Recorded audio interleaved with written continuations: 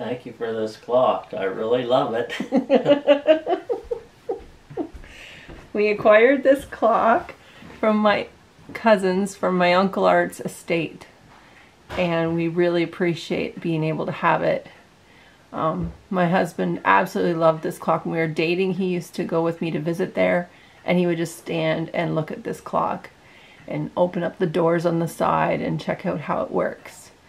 So we're just going to wait now for it to chime 12 so you can see what it does. But it does a song, quarter of a song on the quarter hour, half a song on the half hour, 3/4 of the song on the 3/4 hour, and then the full song at the full hour, and then it chimes the time.